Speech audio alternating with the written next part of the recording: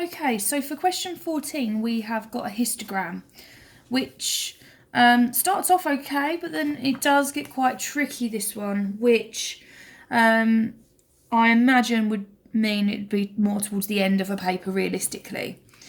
But the first bit's absolutely fine. So we've got the lifespans of a sample of 400 insects, and the data is recorded using a histogram. None of the insects lived for longer than 40 days, so that explains why we've only gone up to 40 on there. But the histogram is not complete, and we're obviously missing something from here. For part A, you are asked to tick the boxes next to the two statements that are true. Okay, so it's asking us for frequency, isn't it? So 28 insects had a lifespan of between 10 and 15 days. Well, I know that actually they have a frequency density of 28, but not the actual frequency. Because as a reminder then, frequency can be found on a histogram by finding the area of the bars. So if we multiply frequency density by class width, in other words, the area of each bar, that would tell me the frequency. So between 10 and 15 days, that's this bar here, the frequency density is 28 and the class width is 5. So 28 times 5 gives me 140. So I know actually that between 10 and 15 days for a lifespan, there are actually 140 insects.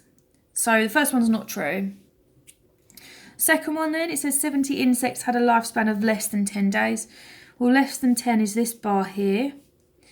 If we multiply our frequency density by our class width, so in this case it's 7 by 10, I get 70.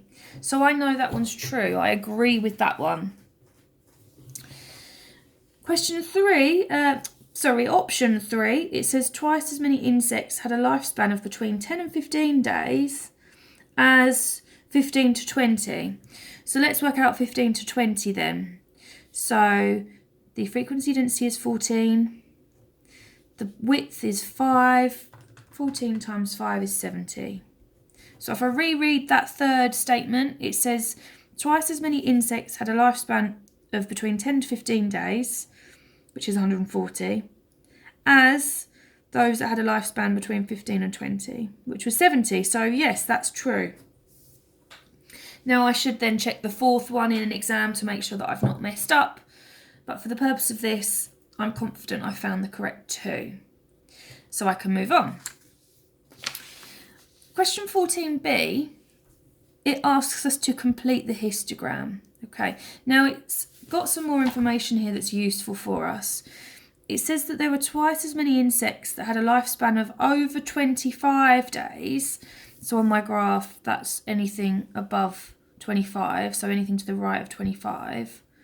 So that's going to be double the frequency of those between 20 and 25, but it doesn't tell me how many. But I can work it out. What you're normally given with a histogram is a frequency table, a grouped frequency table. So I'm going to create my own one. Now it's not essential that you do this, but I just think it's a nice way of showing your workings. So our lifespan starts at 0 to 10. And I've used my correct inequality symbols. Then I've got 10 to 15. I've got 15 to 20. Then I've got 20 to 25. And then I've got 25 to 40. Okay, in effect, those are my categories, my class intervals. And the frequency, I know the frequency of the first three because I've already worked them out on the graph. 70, 140 and 70. Okay, now I know what they should add up to. They should add up to 400 because they told me that there were 400 insects. So let's see maybe what these three add up to first. So if we add 70, 140 and 70 together, we get 280. So if I take that away from the 400, I'm left with 120. So I know that these figures in here need to add up to 120.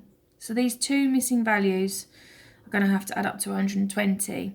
But I also know that the higher lifespan group is twice the size of the lower lifespan group, because it tells me here. So if one's double the other, in effect, that's a ratio of 1 to 2. I'm going to write that here to show my examiner my workings.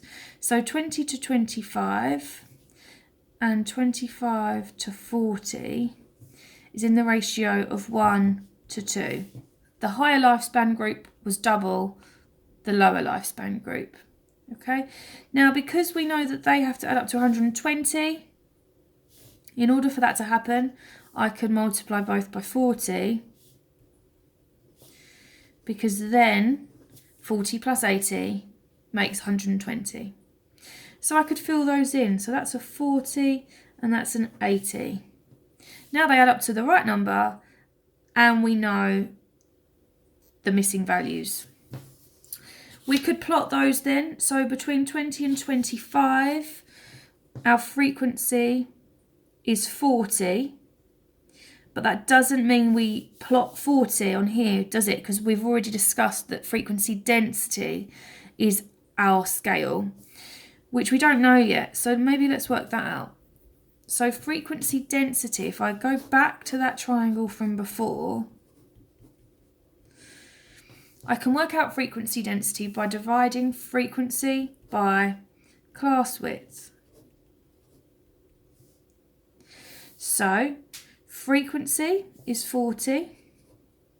Divide it by the class width, which is 5 for that one, and that gives me a frequency density of 8. So I can now, between 20 and 25, go up to 8 on my graph. And there's that bar. So for 25 to 40, so it's going to be a wider bar. Let's see how tall it needs to be by dividing frequency by class width. So frequency is 80. Divide that by the class width of 15. And on my calculator, I actually get 5.3 recurring. Okay, so at that point, 25 to 40, I need to go up to 5.3 recurring as accurately as possible. Okay, so 5's here. It's not 5.5, it's just a bit less than 5.5. I should be using a ruler really. And make sure that you, as accurately as possible, draw that 5.3 in there. Now, again, it's unlikely they'll give you a recurring decimal to plot, but I guess it's possible. So there's my histogram completed. Okay, notice how this formula triangle for histograms is very useful to remember. Now, part C is the really tricky bit, and it actually features in the stats part of A-level maths. So this is quite difficult, and I think this part would be right at the end of your paper if it were to come up. Now, I'm going to show you first of all where to find the interval in which the median lies. So we know the median is the middle one, and there are 400 pieces of data. So to find where the median would be, I'm going to divide 400 by 2. So I'm looking for my 200th piece of data. Now, if we look at my table that I made, the first 70 pieces of data are in the 0 to 10 category. So my 200th doesn't feature yet. We've not reached it. But if we consider then the next category up is 140 pieces of data, I can see that because 70 plus 140 adds up to more than 200, I know that my 200th piece of data is in this group here of 10 to 15. And you'll get a mark for finding and writing that down. So if you can show your examiner you know where the median will be, at least, which group, then do that first mark. The rest gets a bit trickier and is pretty much bordering A-level maths. But I'll just show you very quickly. So to find your median then, okay, so not just the group it's in, I'm now going to pinpoint an estimate for what that value is. It's only an estimate because when dealing with group data, we can't be sure of the exact lifespans, for instance. So this will always work. So an estimate for the median from grouped data, we can do our lower boundary plus our median position subtract the frequency so far. And as you can see, this is a very informal way of writing the formula down. I'm just trying to make it more understandable. Divided by the frequency of the group which your median is in, times by the class width. So your lower boundary in this case is 10. So of the group 10 to 15, my lower boundary is 10. My median position is 200. My frequency so far before that group is 70. And the frequency of the group that it's in is 140. And I'm going to times that by the class width of 5. If I type that into my calculator, I will get an estimate for my median, which comes out in this case as 14.6. Now, at this point, the night before the exam, I wouldn't worry about that, I wouldn't stress about that. If though you can follow it, great. I will repeat, at least get the first mark for finding which group the median would be in. If you want to look at this in more detail, the process is actually called linear interpolation, which, like I say, is bordering on A-level stuff. So don't stress too much about that, but at least you've seen it just in case.